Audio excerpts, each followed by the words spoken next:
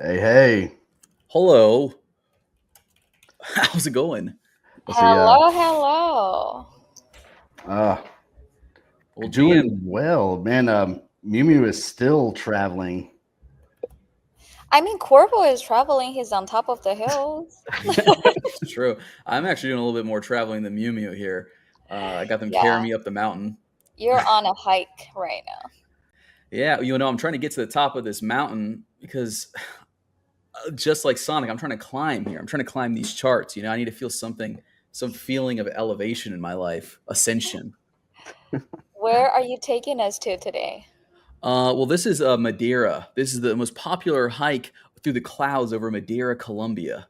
Mm. I'm risking my life to get you guys this footage here. Cartels, cocaine, other stuff out here. I'm risking it all. Yeah. And it's all Well, thanks to Sonic. This is all thanks to Labs. They paid for this trip out here. Well, you cannot say that. No, I mean for this trip. Now, yeah, man. but yeah, guys, what's going on with you all? How was the weekend? How was the weekend? Yeah, Mew Mew, you first. How'd it go? Well, it was a pretty sad weekend because we all have a little dip on the market, as we know. Hmm.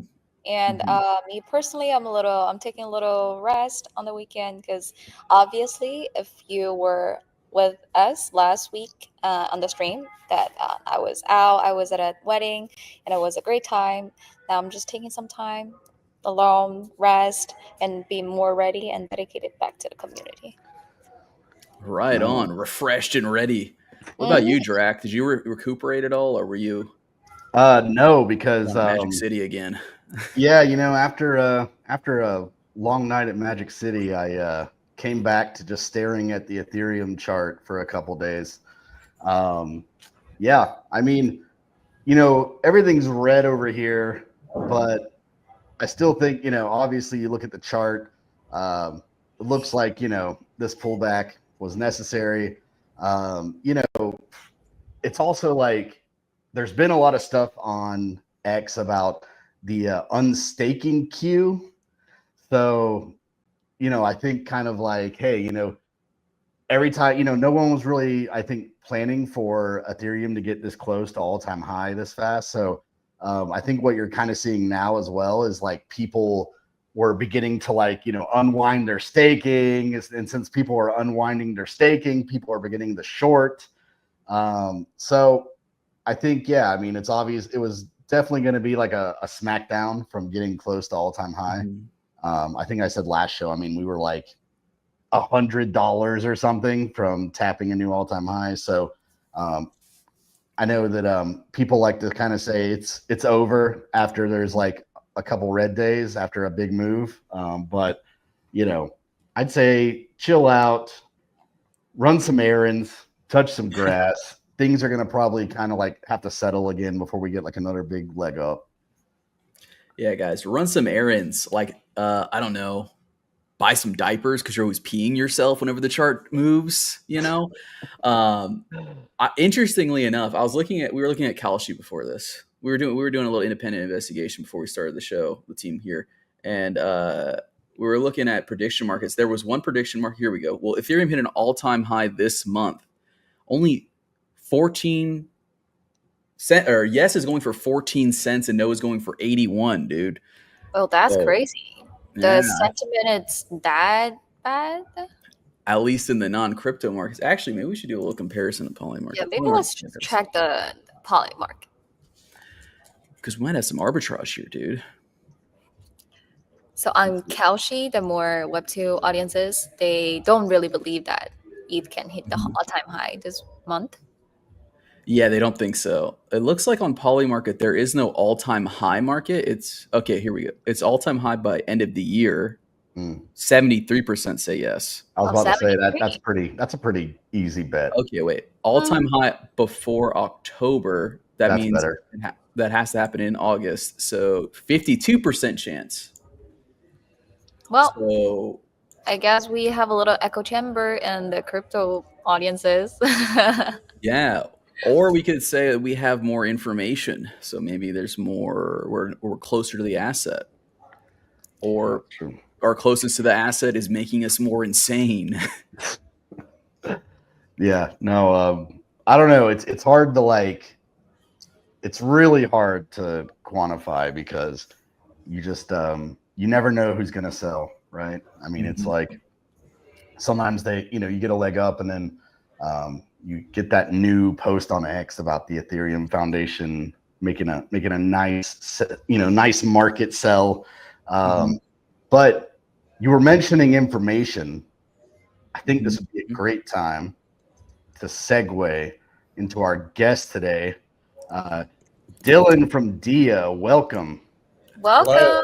Thank you so much. Hey guys, thank you for How are having you me. doing? Hello. How's it going? Great intro. I have to say, arguably top intro I've ever seen. I don't know.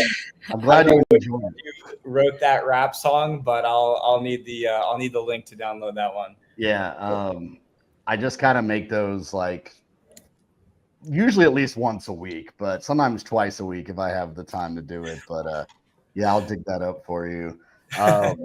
But yeah, man. I agree. I have to say, because I joined the show like 2 weeks ago, and then every single time the intro part is the most fascinating part.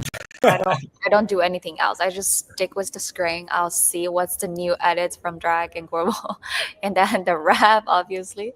And every single time they're putting up some new things, and it's just hilarious. Yeah, it's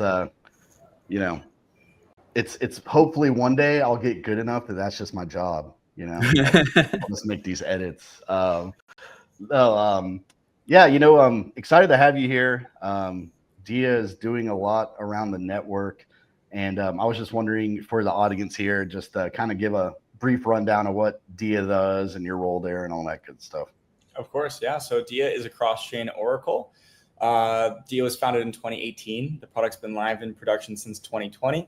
Currently, Dia supports 59 different blockchain networks, predominantly EVM compatible networks, but also a lot of non-EVM networks. And, actually Dia was originally live on Phantom back in the day as well. So we go back here.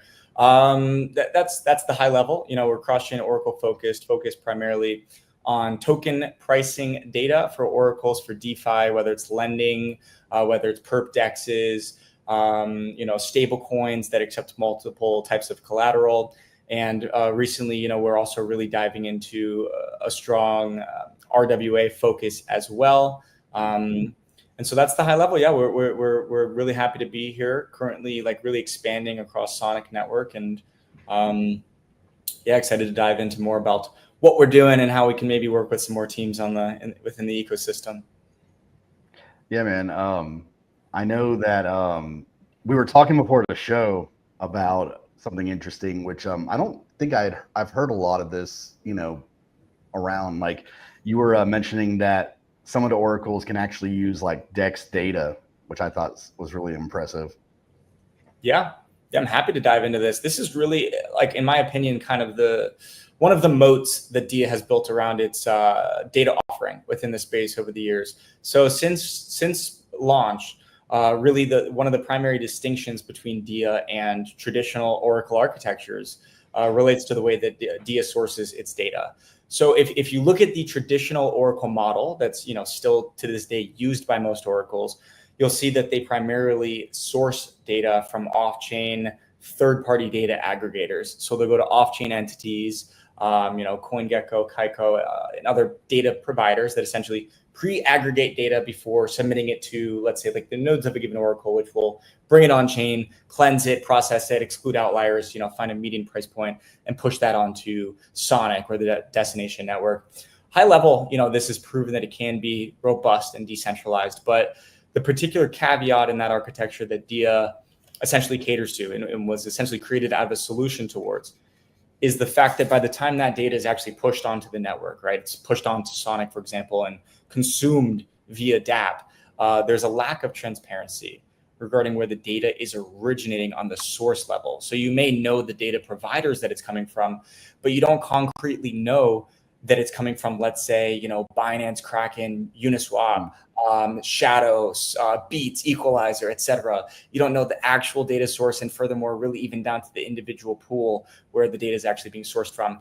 And so DIA's first-party data sourcing approach, whereby we go directly to the DEXs and SEXs and deploy contracts that are essentially scrapers that take in every single trade for theoretically every single asset trading across these exchanges, is really like one of the moats here. In aggregate, we're taking in billions of ticks of trade data for essentially all of the assets that are trading on over 100 different DEXs and SEXs.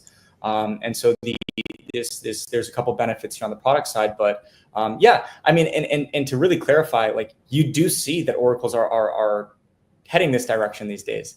Like it's this approach that DIA has taken has been validated by the market now trending in this direction. But the scale at which DIA has been operating with this architecture is pretty robust, and definitely first mover advantage in that regard.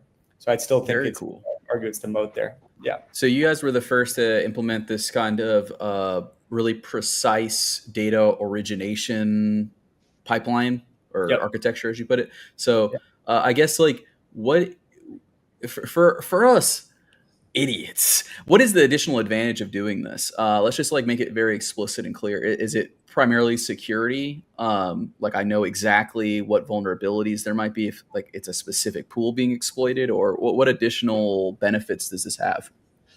Yeah, so there's a bunch of them. So on the ethos side, right? Like the vision behind this is truly transparency. With this architecture, again, developers on the network that are using these oracles can actually themselves declare and determine which data sources are used in that feed, and actually even customize the data sources.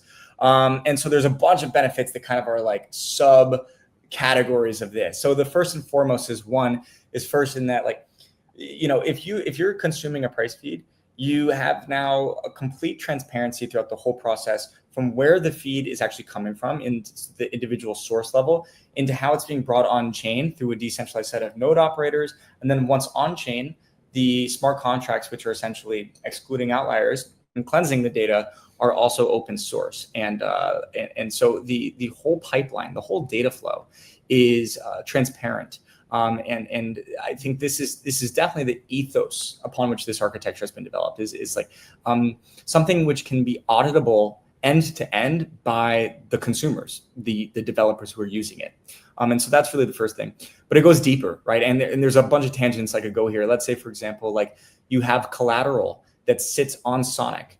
Let's say you're using like some token, as you guys know, like there may be tokens that trade on like Ethereum mainnet and on Sonic, on these DEXs, but there might be like a deviation in price between like what it's trading at on ETH mainnet versus on Sonic.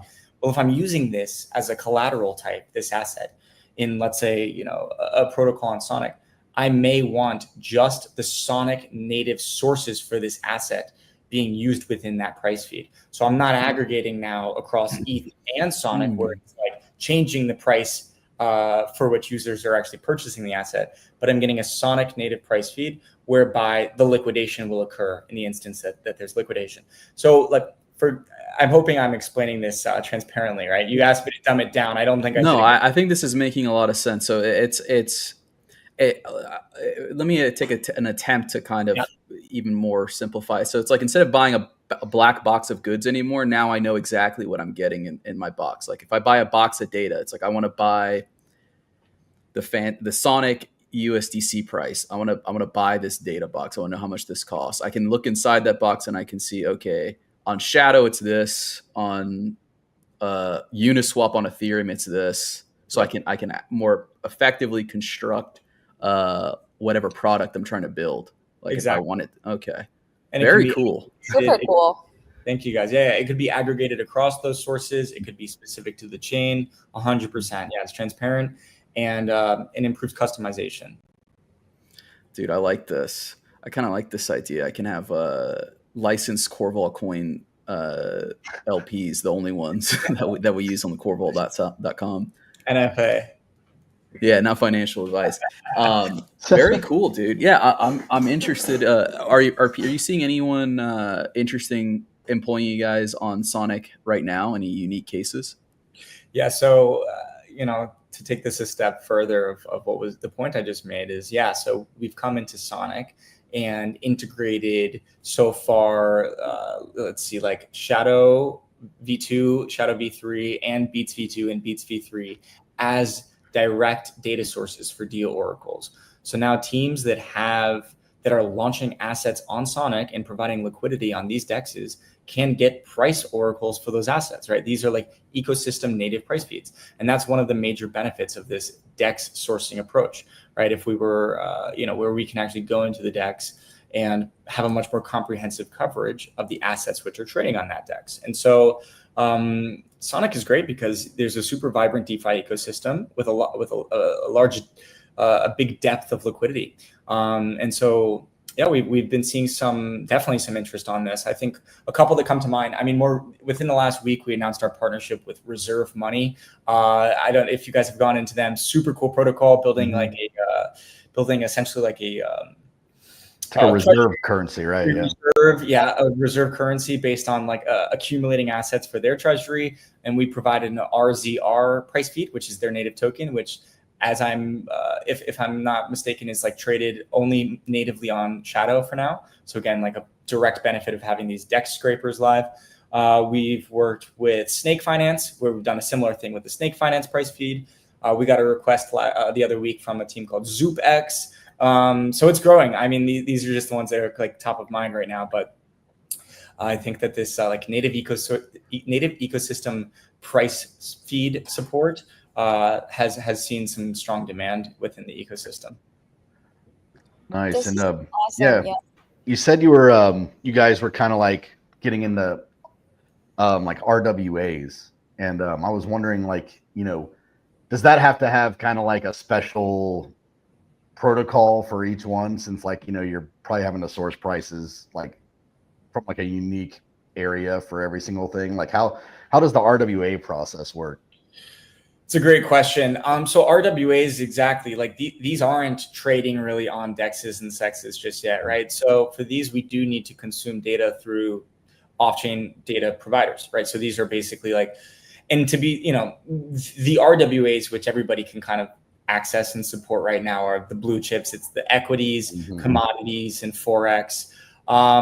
Where we've done well in the last couple of months is like also implementing like proof of reserve and essentially like exchange rate based price feeds. And so what I mean by that is like teams are asking us and saying, okay, like I might have they have like mint and redeem functions through a contract, and whereby they don't have liquidity on a DEX yet, they still want like a price feed for their asset through the contract. And so DIA is actually doing custom solutions here where we're reading the contract state to understand to what extent the minted asset is collateralized by the redeemable asset.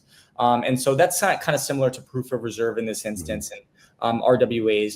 But where the whole industry is kind of looking right now is how do we go from market hours trading support for like equities to first, 24 hours, 5 days a week, and then 24 hours, 7 days a week. That's, I think the RWA question right now.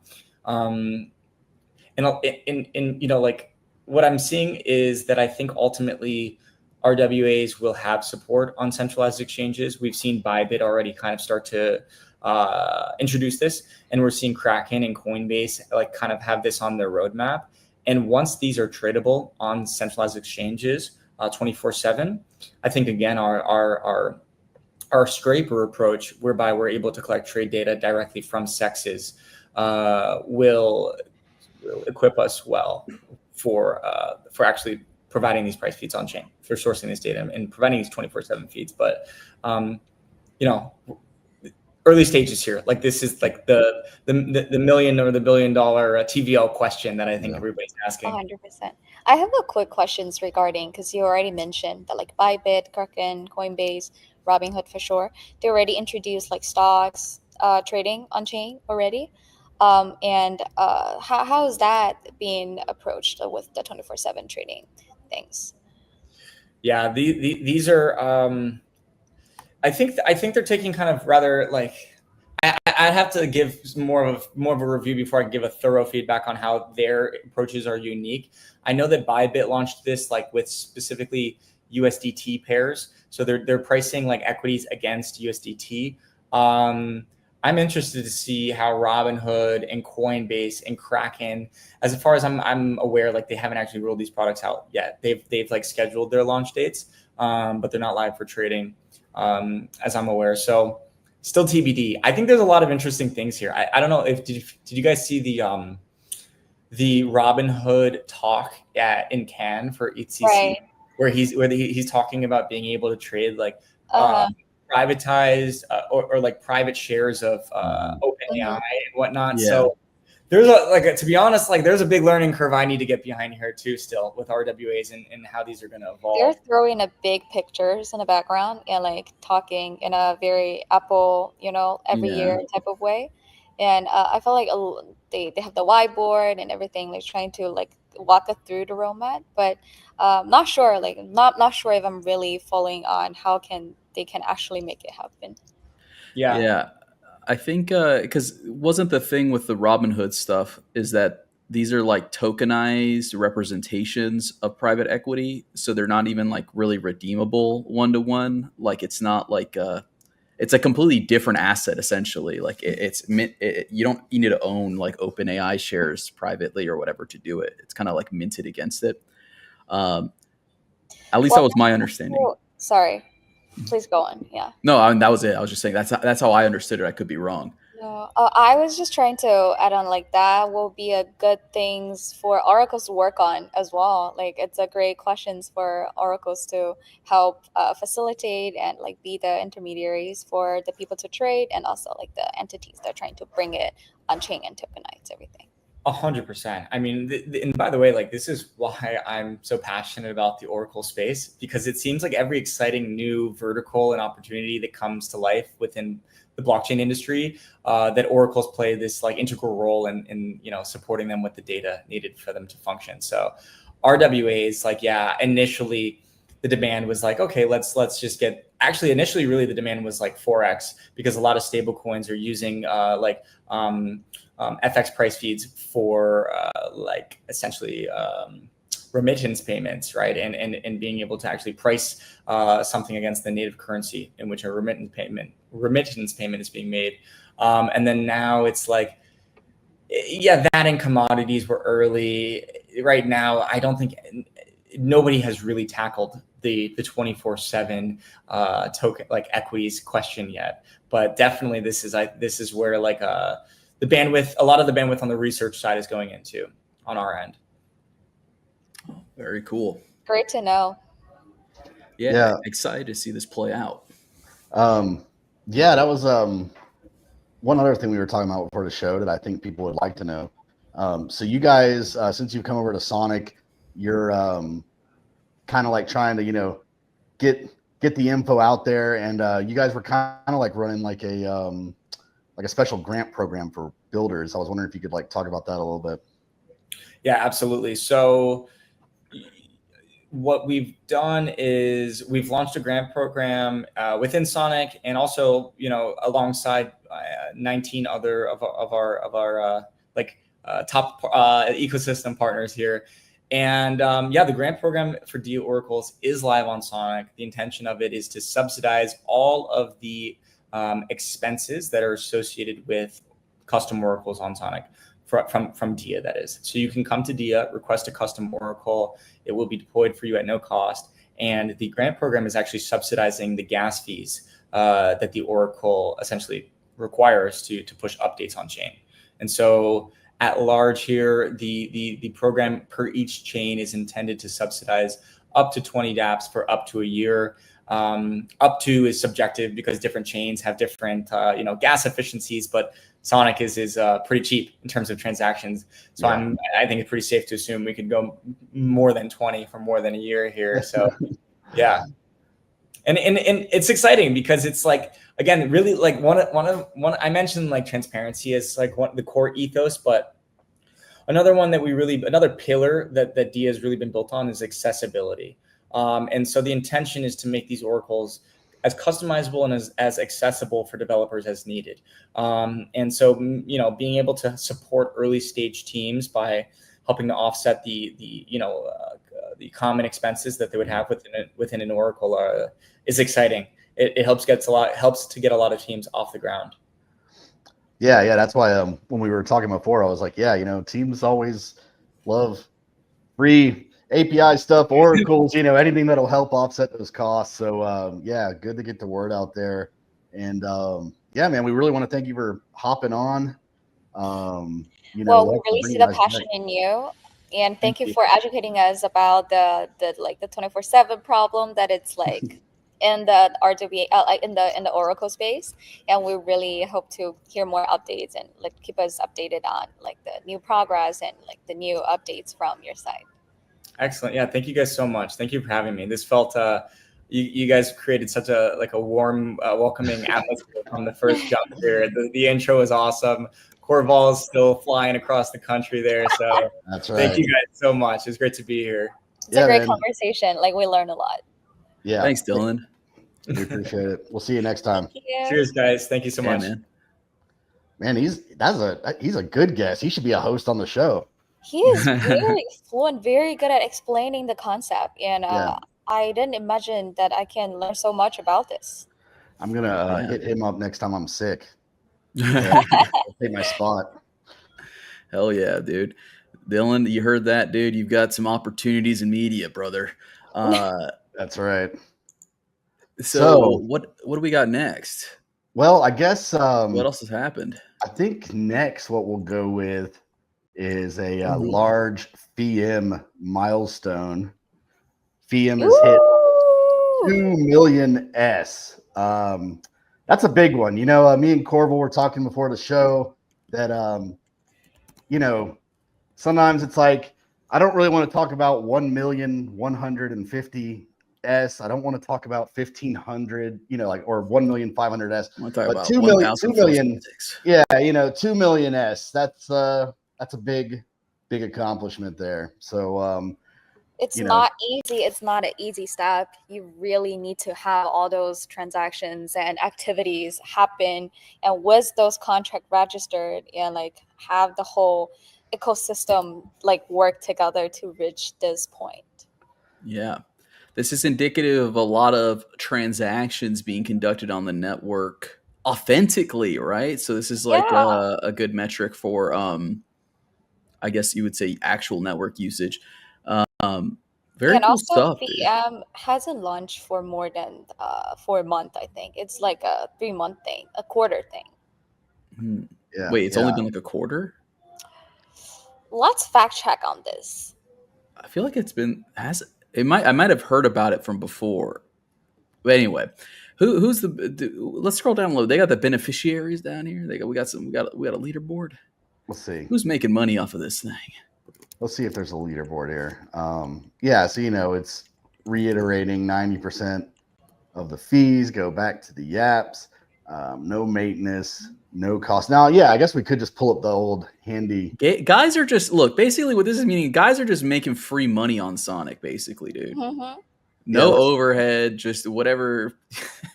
That's crazy. Yeah, let's look at the leaderboard here. So, Sacra Games, definitely the top gainer. Yep, you got Shadow obviously as leading Dex on the network. Infinity Express. Express is like a cool concentrated. It's like an order book, like we're talking about all the time. And so you can run a lot of TX there. Obviously it's, if you look at the middle row here, that's the total reward. So if you're someone like Shadow, 200,000 plus S, Equalizer 100,000 plus S. Petroleum's on there. I haven't thought of that in months. Yeah, and same thing with Petroleum. It's just that gaming, has a lot of transactions, and it can really, it can really make a difference with you know, if you have Fanatic says that he's responsible for Metropolis being on the list. Metropolis. Yeah, Sakura is still around Fallout Zone. They don't have a token anymore, but they said they're still developing the game. So if you're a true gamer, you know, I'm kind of surprised to see Pith on here. Isn't Pith an Oracle? Yeah. Yeah, but similar to you know, having Dia on the show, it's, you know, the oracles require gas, and you know, every time that, you know, it's getting dinged for price and all that kind of stuff, that's taking gas. So Dude. yeah, so I mean, same thing, you know, Dia, you know, coming to Sonic, I mean, you know, you get your stuff registered on FeeM, and that could be significant, you know, offset. Mhm. I mean, this shit makes me want to learn how to program, bro. This shit makes me want to write a smart contract, dude. What the heck, man? It's free money, guys. No, I mean, this honestly does seem like be the place to be building, dude, because it's gonna be like we were talking with Dia, right? Your operational cost is gonna be 0, dude, on Sonic. You're gonna get your Dia Oracle fees reimbursed through their program. You're gonna get your FeeM reimbursed. yeah, I mean, what was there was something else I was going to point out here. Oh, like number 3 here, Infinity. You know, for instance, they based their whole project around BM fees coming in for token holders. So I mean, there's people that have gotten really creative with it. You know what I mean? Considering that, like, you know, that's an extra source of revenue that you can, you know, use for your holders or people that use your app, or, you know, whatever, or I mean, you know, use it for development costs if you need it. You know, it's you know, really hitting 2 million, I think, is a pretty big deal. I've talked about it on the show before, how probably like around December, early January, you know, hearing some poo-pooing on the timeline, because it was like, oh, you know what, FeeM, like, what's that going to do, you know, when gas is like a fraction of a cent. But you're seeing it here right now. This should be this should be attractive to builders. I mean, why would you not build somewhere where you're getting paid for your DApp being on the network just for people using it, you know? Yeah. Exactly. Well, I guess if we're going to be as realistic as possible, if we're going to look at this as objectively as possible, I suppose what other networks do is as opposed to FeeM is they just give you money. They just like give you incentives. They're like, here's the 100,000 or spend it. You know what I mean? So I think this is a better system generally, because you're not like, because it's a lot more of closely. other chains, their grant program are milestone based, so like they can get some like initial deposit, not deposit, like the initial like partial of the grant, and then they need to submit their whole like project plan based on different milestones, and once you reach certain milestones, you can get like what percentage, and it's all internal, like it's all like in the black box, like we don't know. Only the projects know, the chain know, the foundation know. But I feel like in addition to our gem distribution, our like airdrop campaign, FeeM serve as like very transparent and very easy to, just a very transparent and very like direct feedback loop on how builders and contracts and projects can get the additional incentives from this foundation and from this whole like network. So it's just a very great way to just little extra money for you to do incentive for marketing, for expanding the team to do, or whatever like you want to do with the projects in your team.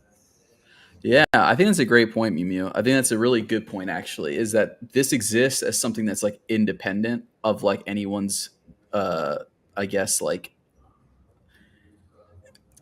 internal calculations, if that makes sense. Like, because I've worked with a bunch of foundations and stuff, and it is kind of frustrating kind of navigating grant processes and even like commitments, because like it's also a lot of times just like, all right, yeah, you guys are in, but there's no like there's no real commitment or whatever. With this, there's a contract out there, you're getting paid for your transactions. It's just that simple.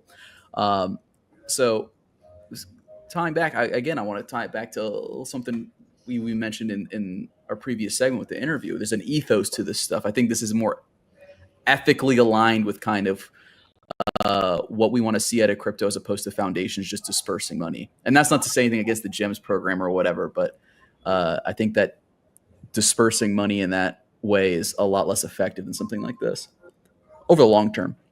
Anyway, yeah, that's probably enough waxing poetic about FeeM, you know?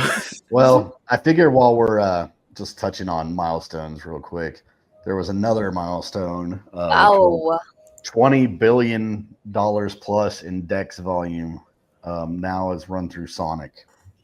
So that's definitely a lot of FeeM. But yeah, I mean, hitting some milestones here just in time for hopefully Flying Tulip to not be too far away. Yeah. I mean, let's pray, dude. Yeah, definitely. It seems like it. I mean, he tweeted about it. It's got to be close, right? Well, you know, you have like that, you know, 20 billion plus running through the network. But, you know, I think it also kind of ties back to kind of floating around on the topics here, but meant to talk about this earlier, which was just that, you know, we used to always check Bitcoin, like what it was doing every week. But right now, with the way Ethereum has moved, I've kind of shifted that focus to watching Ethereum to see when we're going to get alt season. And I think, you know, it took a while for ETFs to black hole enough of Bitcoin's funds to finally start getting some of this like supply shock kind of stuff. And I think that's what we're starting to see with Ethereum is the ETFs were very like slow moving on Ethereum. They were very, you know, most of the time the Ethereum ETF was probably summed up as kind of disappointing compared to what the Bitcoin Ethereum, like the Bitcoin ETFs had done. So I think we're starting to see that though. We're starting to slowly see Ethereum benefit from that effect of the ETFs just sucking up a lot of the supply. Mm-hmm.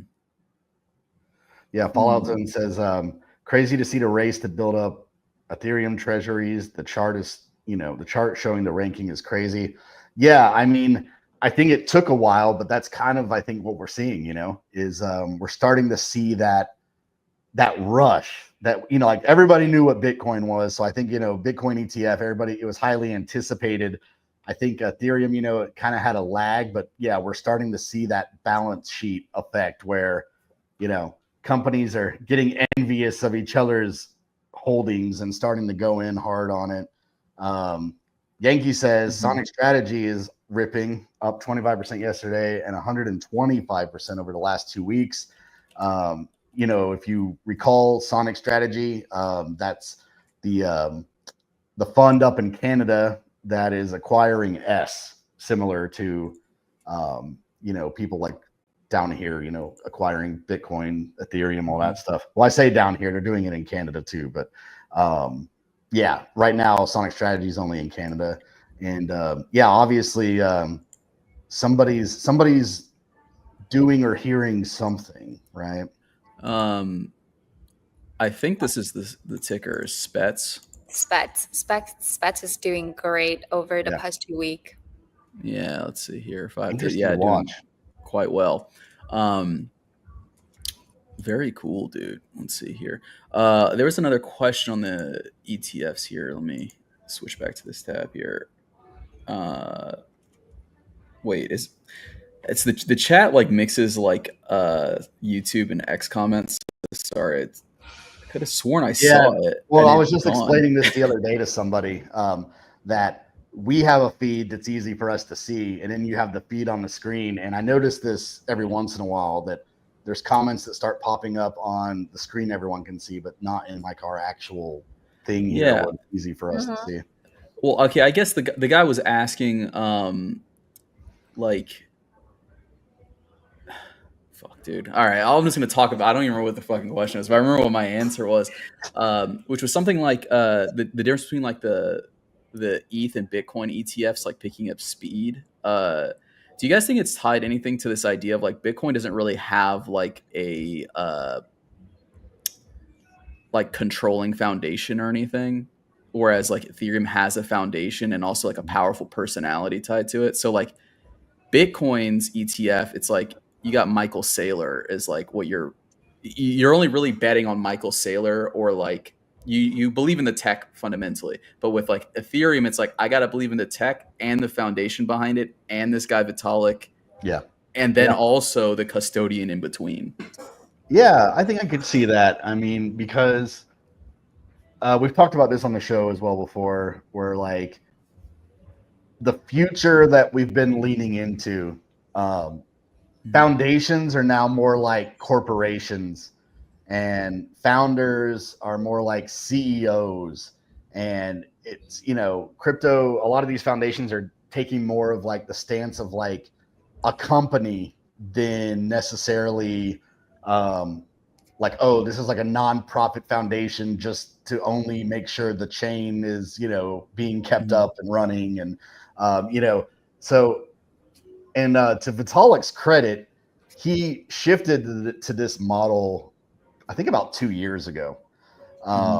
So yeah, I mean, I think that could totally have something to do with it. I mean, because that adds a lot of risk to your balance sheet, right? I mean, like now, like you said, Bitcoin is Bitcoin. It's there. You buy it. It's not going anywhere. But you don't have any of these other factors to consider. Like, let's say if you're a big fund and you're, I mean, because you know how this is in TradFi. I mean, all that stuff matters. Who's on the board? Who's the CEO? Who's, So yeah, I mean, it's interesting to see. Like, we could see this kind of shifting into like that direction. Like what if, like if Vitalik stepped down as, whatever CEO or whatever, his title is now at the foundation. I don't think it's CEO, but would that have an effect on people being like, I'm buying Ethereum or not? Yeah. Well, I remember when he said he loves communism or whatever he said. It was something in that context or whatever. But that's like the exact kind of like faux pas type stuff that, like, I don't know. I feel like investing has changed, I'm sure, quite a bit. When I talk to older guys, it seemed to be a lot more serious back in the day, where you'd like go meet somebody and you just be like, I don't like the way that guy dresses. Like, he doesn't seem like he gives a fuck, so I'm not going to give him money. Yeah. Like, so there is something to that kind of personality thing, but something to think about. But then again, pivoting back to Sonic strategy here, because I saw Yankee's question at the end, like, what does it mean that they're doing so well? I think it does mean they're just sitting on a fat stack of cash, right? It means there's a lot of people that want to buy Sonic that are not, exposed. So they're going through the fund. Yeah. I mean, I think also Sonic, I think that a lot of chatter you will see with like firms or bigger, investors is typically like, if you're just looking at like raw metrics against other chains and their tokens and everything else, that, Sonic, for like the rails it has and the fundamentals and everything, it's, still like very undervalued compared to a lot of other chains. And I hear that over and over again. So, we have our sentiment on the timeline, our X echo chamber, our community spats, and, everything else, but there's still this broader world that's just looking at the balance sheet, and that's it. That's only looking at the metrics, and that's it. And I think that says something when you're seeing the Sonic strategy fund starting to move. That's interesting. Yeah, I think things are. Look, I think we were at the bottom. I think I've been saying this for a while. I've been mistiming the bottom for a while now, Mew. I've been saying we've been at the bottom for a while. Well, you guys can't even talk about that. Anyway, I think these are bouncing back. I think obviously sentiment is negative. Flip. It's like weird on the timeline. It's weird in the echo chamber, but outwardly, I think it's positive. Just need to wait. Yeah, we just got to be patient, Just got to be patient, waiting for the time, waiting for the wind to arrive. Yeah, so we're about running out of time here, but I did want to touch on something else I thought was interesting. On the project front, we were talking about this a little bit before the show too, but there is a project called Foxify on Sonic, and they are running, it's perps basically. But they're launching a project called Funded. And if you're not familiar with prop trading, they're basically, to my knowledge, I think they'll end up being the first people to put prop trading like kind of like on chain, which is a good thing because prop trading sometimes has like a bad rep, like in the Web 2 world, because what prop trading is basically like you apply for an account and you get an account that's funded with a certain amount of money and you trade with that account and you keep a portion of your profits, but the entity also takes a portion of the profits. So the idea is that, yes, it's not your actual money, but, if you make profits, you get to keep it, they get to keep some. So I thought this was really interesting to see, it's kind of like a new primitive really. And it's, going to be on Sonic. Yeah. I don't want to poo-poo it because it is a cool idea. It does have the opportunity to, like, with its transparency, be like a good prop firm, because there are like good prop firms out there too. I just wanted to, I guess, again, highlight some of the risks of prop firms and how maybe this could like be better.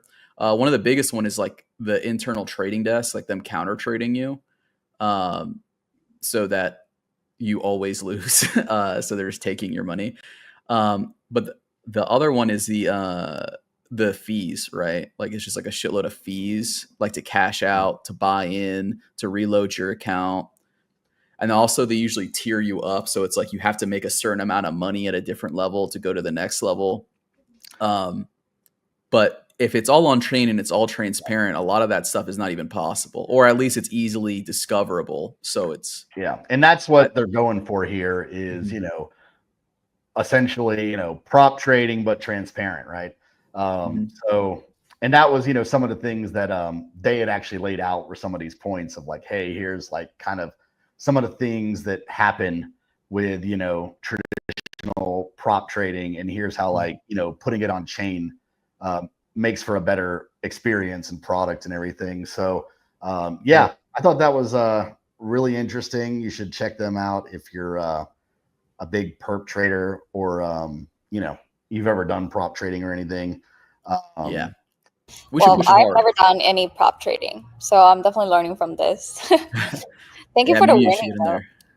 Yeah, get in there. We'll just use Foxify. Don't use any of the other ones. They're all scams. Don't go on like no Web 2 sign up. You gotta do it on chain.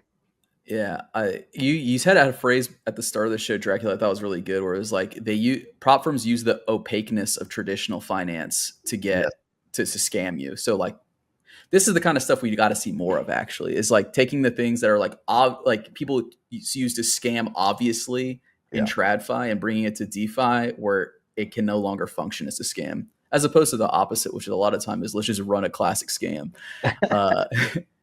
But that's why I thought it was an interesting product. Was coming from more of a degen day trader kind of background. I was definitely like, okay, like that's actually like a really good use of having this kind of thing on chain. Like they can't just hide everything behind like I said, like an opaque wall. Where it's just like. You should definitely stream trading on this. You should like do like a noob tutorial, like I'm figuring it out kind of thing. I think I'm not sure if I'm the best person to do this. You are the best person because it's a prop firm. It's not even your money. You can't even lose anything. All right. Ads here. If anyone want to send me some money and see me live stream my trade. Yeah, max leverage and just see what happens. Yeah, my strategy is just max long S up. There you go. Now, I know we're at the end here, but do we want to talk? What is this guy talking about? Dub? Did I miss the part about the 1 billion raise? What is he talking about? There's $1 billion without me. No, it was basically that there's of course with anything else with an Andre announcement. He announced that they were going to be raising. First at an institutional level for Flying Tulip. So everybody's beloved showman, Crypto Ran, shared screenshots that were not actually screenshots from the foundation. They were just from some guy he knows. saying Yeah. that, Oh, wait, I remember that was So he's- awesome. He was like, yeah, I'm it in the was- chat with him, and it's just some guy. it's screenshots of a convo with some guy that knows one of their researchers, so not foundation related at all, saying, and he didn't even mention Flying Tulip, which makes me think that he just confused the Flying Tulip raise with whatever this was. So yeah, he shared screenshots of a guy saying that they were raising $1 billion to buy S, which makes no sense. I think that he just confused Fly, and Rand apparently took the clip out or something. So honestly, I know people equate that with conspiracy, but what I equate it with is that he got bad info, realized it was bad info, and then took it down. Because what it was saying makes no sense. So Okay, because I remember what you were talking about. I've thought about doing that before. Of just like I thought like I'm not as big as Rand. So people would be like, who gives a fuck? But I did think of like I could just screenshot shit from Telegram and like submit it as like that's like in journalism 101, what they tell you is like the worst possible journalism you could ever do. Where fake news come from. Yeah, that it's an unsubstantiated rumor from an anonymous source. Yes. You might as well just be, I made it up. Yeah, no, I mean, like I said, it was Rand's researcher who was talking to some random anon, and like I said, but I did like the sentiment though. Do you remember the sentiment? He was like, it's hard to see how it doesn't go up from here. Like it can't not go up. So yeah, dump $1 billion into $1 billion market cap. That's guaranteed the win. Yeah. So I think, I mean, the question about the raise, I think we talked about it Friday quite a bit, didn't we? The yeah, we like went over 24 was on, and yeah, we went over all the just like the thread and everything else. And yeah, I mean, like I said, I think I'm about 99% sure that what you were looking at is that somebody probably, not even related, was probably confusing them raising for Flying Tulip with something else, because it's no secret that they are raising for Flying Tulip. I mean, he put it in the announcement post. So. Yeah. I'm interested to see how it plays out, because I've kind of, I know some people are like, oh, they want to raise so that they can dump on us. And then because he wants to do like he wants to open it up to the community in like the second stage or something. But I'm kind of thinking, I feel like he probably just wants to have enough liquidity flush that there's not like. Well, it's like, let me explain why this also comes into play. And I think this was also, people aren't like thinking about this. In the announcement, the reason they are raising is to have a treasury, because everything Flying Tulip related, in terms of payments and fees and whatever, is going to come from interest from a very large treasury, so that there's no token emissions, so that, they can do this idea of the floor price of a token where you can basically cash out for whatever you put in at the minimum, like a floor. So that's basically the whole reason for a raise, is to build this, treasury that can earn interest for the platform. So it's very similar, like what Andre has been doing with Sonic Labs team as well. Like our treasury, it's providing us the liquidity to run sustainably and like do all the initiative that we want to do with the developers and giving out like FeeM and everything. So that's a very Andre thing to do, I feel like. Yeah, it makes sense. That makes sense. Like he has to have the funds at scale in order to get the yield necessary to get the thing going. And it probably just makes more sense to raise from. Also, I was thinking this too, like if you need to do something like that, raising privately is probably better, because you can have like the terms more cleanly set out. And often you're not dealing with like an angry crowd if things are not flawless from the beginning. I'm bullish on it. I'm even more bullish on it now than ever before. Thanks, Sharacula. Yeah. Well, let's move on to the next news, because we're a little out of time. Oh yeah, I think we're done though, right? Do you have something? I think we have one or two. Oh yeah, go for it, Mew. So, did we talk about the Enclave one? Not yet. Let's see. I think I have it here where it was just it was kind of highlighting Enclave's, they're a lending platform, and it was just like, hey, Enclave currently or on. All right, maybe someone can actually figure this out for me. I'm saying Enclave, but it's Enclave. Enclave? Enclave. It's like I want to say Enclave, so yeah, apologies on that because it's not Enclave like at all. But yeah, some juicy yields there. 16% APY on USDC plus Sonic points and Enclave points. Not bad. Not bad at all. 16.4% APY on USDC. My God. Other piece of news here. New Blockmates article. Is anyone talking about this? Has anyone talked about this? Anyone noticed this? Anybody talking about this? Anyone seeing this? Blockmates, they're blowing up, dude. They're blowing up. They finally got something big on here. They got Shadow, dude. So great exposure for Shadow through Blockmates. And it's just kind of highlighting some of like their successes. 1 billion in monthly volume with just 30 million TVL, 33 times capital efficiency. Hopefully getting the word out there a little bit more, showing the kind of efficiency of Shadow. We've seen additional solidly forks really succeeding out there in the wild on other alt chains. Personally, I don't know if people are like, if it's a V3 is enough to just like make people to like migrate at this point. But I think knowing that it's there is important at this stage. Yeah, for sure. I mean, I think the chart, they have like a little chart that I think was also like very, very bullish in terms of the point of the chart was that in terms of like revenue to market cap ratio, Shadow is actually the leading DEX, like just in general in DeFi, in terms of what they're turning around. It says, roughly with a market cap of 5 million, it's doing nearly 25% of its market cap in monthly revenue, which is, pretty daunting. And I like to see it because I think that talking about like Ethereum, like switching to kind of like, how like you'll see these ETFs where the crypto foundations are more like companies.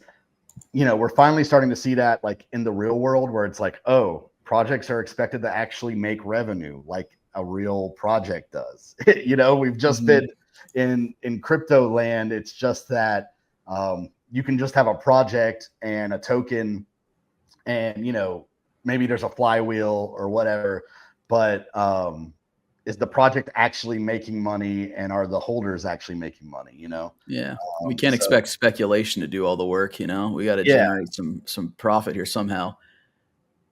Yeah. So I think that's a great chart just to like show like, hey, I mean, if you're looking at revenue to market cap, Shadow, it's pretty impressive. And, that's, like I said, like you were saying before, like, $1 billion in volume a month. I mean, all these things are good for Shadow and of course good for Sonic. Oh yeah. And additionally good for Sonic. We're not trying to glaze 24 here. Okay, guys, no one here is trying to glaze 24. No one here is trying to beride Sonic, Shadow, but Shadow is doing a space with APAC. Is this correct? Exactly. Okay, let me jump on this real quick. This is a new initiative started by our Chinese community moderator, so Morais. He's gonna kick off this whole talk about Sonic ecosystem chat with the Chinese audiences, starting with talking with Shadow, and we'll talk with Shadow's APAC, specifically managers. His name is Wu Weixiong, and then they were gonna dive into the whole Shadow design system, metrics, and especially all the great articles they put out and all the different research that they have been working with, like Blockmates. So this is gonna be a great conversations for our APAC audiences and for our Chinese audiences specifically. And also, in addition to this AMA that is going to happen this Friday, last Thursday, the whole APAC Chinese ambassador group, they had their like monthly week meet up together, and we've been giving out like real rewards, real like money back to our ambassadors, because they has been like spreading the story and spreading the ecosystem like narratives to the Chinese world as well. So just want to wrap up and give a little updates on how the APAC like expansion is doing, and this is great news to share. So tune in if you're like you could comprehend Chinese, you're interested in Sonic and Shadow. Tune in this Friday. Yeah. Right on. Yeah, and I mean, that's something that, you know, if you're a US or Europe based project, especially if you're on, you know, Sonic, definitely worth looking into, like kind of developing your like APAC arm, because Sonic is really working on a lot of you know, expansion into that, and Mimi's helping with that a lot. So yeah, I would highly recommend that if you are a DApp on Sonic at the moment. But I think that's all we got today. Yeah, I think so. We covered it all. So thank you all so much. How do you say goodbye in Chinese? I don't know how to say that. Bye bye. 再见. Bye bye. Yes. Well, great stream. See you guys Friday. All right. See ya. Will see you guys on Friday. Adios, amigos.